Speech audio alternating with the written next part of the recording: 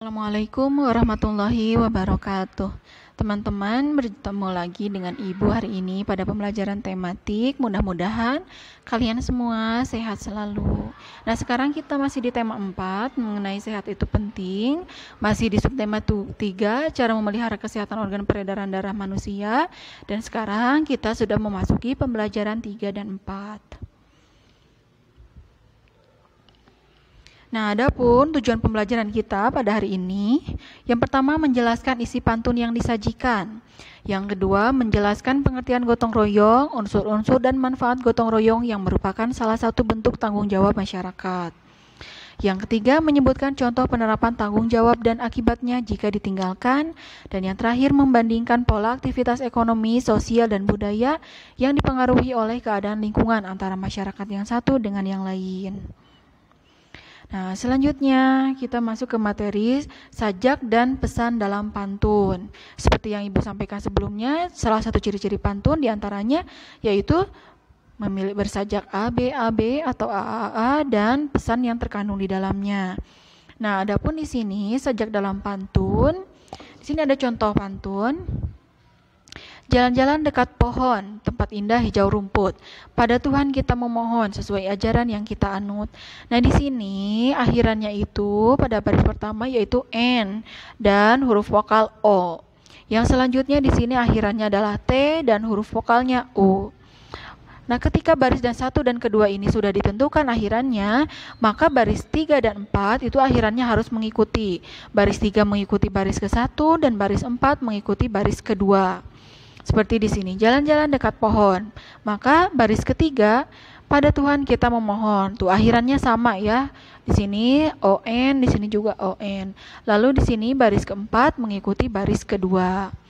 Di sini akhirannya UT, di sini juga akhirannya UT. Ini ya, jadi bersajak AB yang ini. Yang selanjutnya pesan atau amanat dalam pantun. Pesan atau amanat dalam pantun sudah Ibu sampaikan juga sebelumnya bahwa dia itu berada di baris ketiga dan keempat yang merupakan isi dari pantun.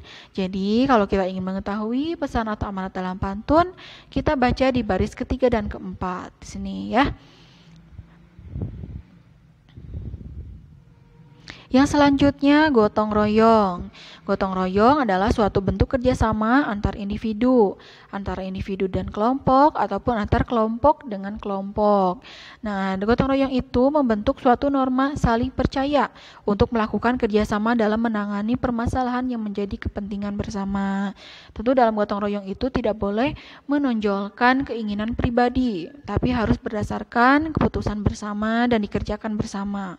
Itulah salah satu ciri gotong royong.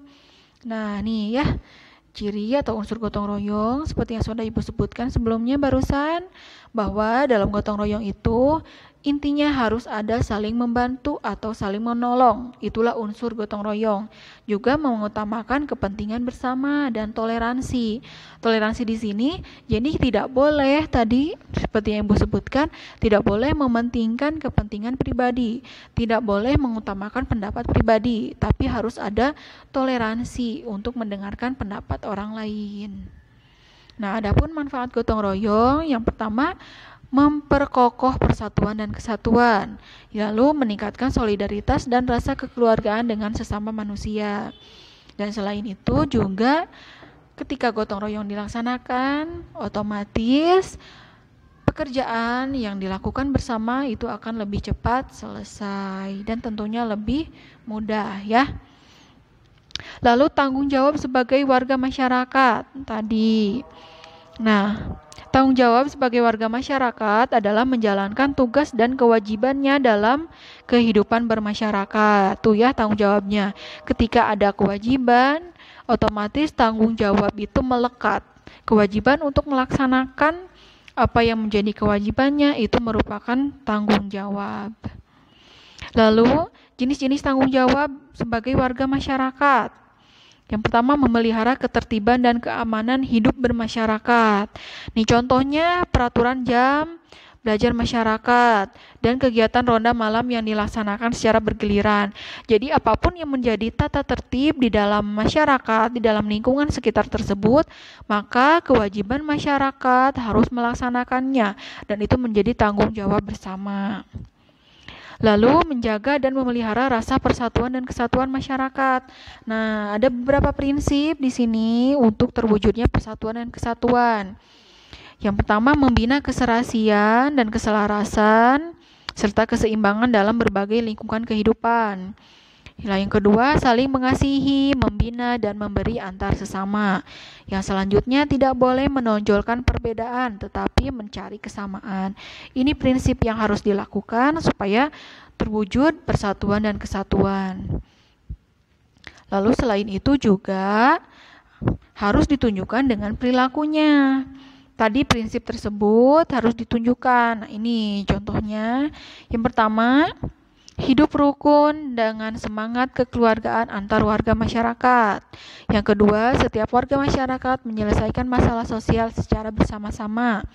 Yang ketiga, bergaul dengan sesama warga masyarakat dan tidak membeda-bedakan suku, agama, ras, ataupun aliran.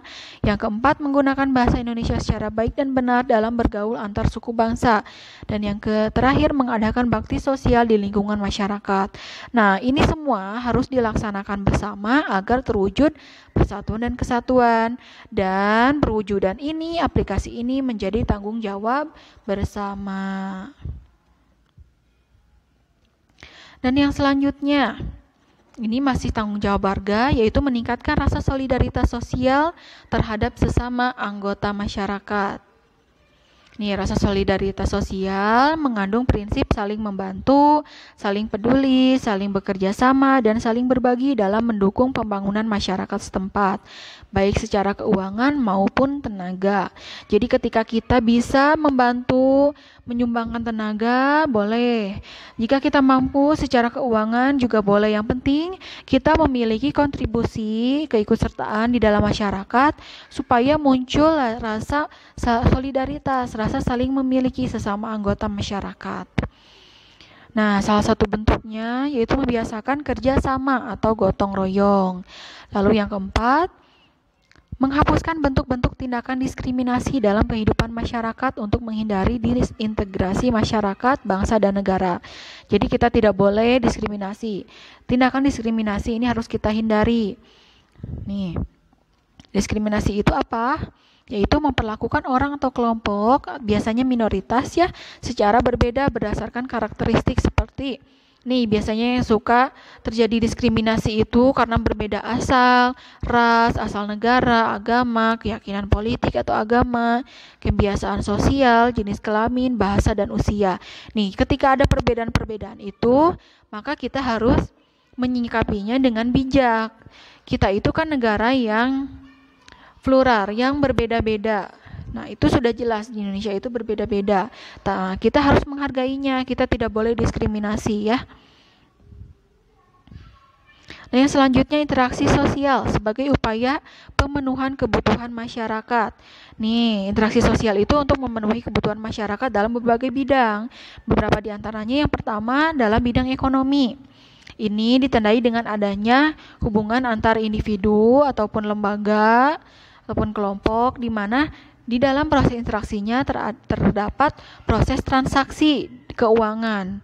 Nah, itu salah satu ciri bidang ekonomi, interaksi dalam bidang ekonomi. Biasanya terjadi misalkan di pasar, ada jual beli, atau ada dalam bidang jasa, misalnya pelayanan kesehatan, perbankan. Di situ juga ada transaksi keuangan. Ya, di situ menjadi salah satu upaya supaya ada interaksi transaksi keuangan sehingga ekonominya di situ akan berkembang, akan berputar.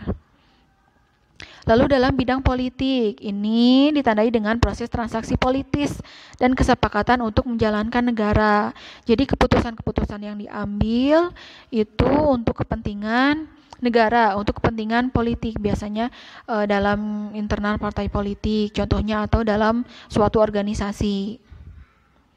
Lalu dalam bidang sosial dan budaya, Ini biasanya seseorang itu ingin mendapatkan tempat atau kedudukan dalam masyarakat.